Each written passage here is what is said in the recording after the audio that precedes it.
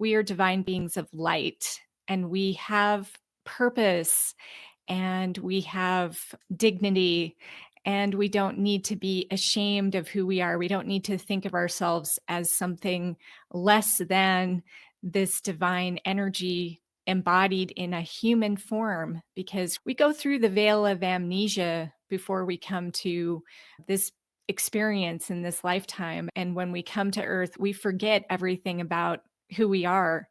And we spend the rest of our lives coming back to that and learning that again. So, anyway, one of my meditations that came up recently was about this concept around original sin.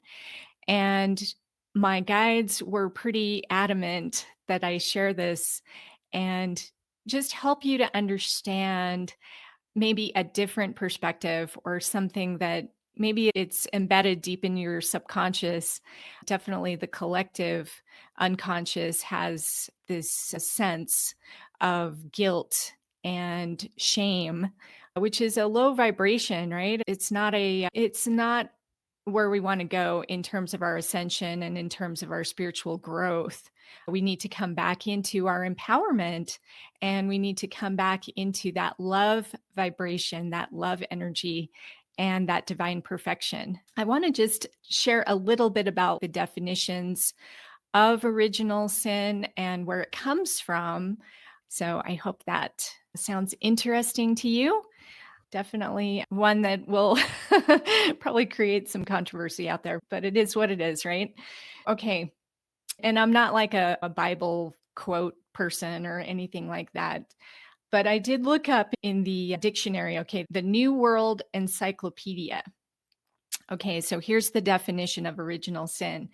They say it is a Christian doctrine describing the first human act of disobedience, as well as the ongoing fallen state of humanity, bound in enduring irremediable alienation from God. Christian tradition regards original sin as the general lack of holiness into which human beings are born, distinct from any actual sins that a person may commit later. I don't know about you, but when I was a kid, my parents would make me go to church, and they would say, "You're a sinner, you have to go to church." And I didn't even really understand what that meant. I'm a good kid. What did I do? And so you're automatically taught to feel like you're bad. And this is what I have an issue with. Okay, so there was an author, her name was Danielle Schroyer, and she wrote a book called Original Blessing: Putting Sin in Its Rightful Place.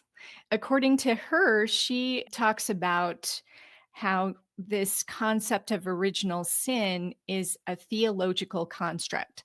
So, what that means is that it isn't explicitly laid out in the Christian scriptures, but rather it derives from quilting together various passages. And the first formulation of this doctrine was back around the 4th century, and it was with Augustine. So, when we think about this concept of shame and guilt, and that we're inherently bad, how does that serve us moving forward? I look at it as just a way to control and to keep us in powerless mode. And as a spiritual being who is ascending into that love energy, we need to come back to our divine nature and our loving nature. And we need to basically release the shackles of these constructs that were placed on us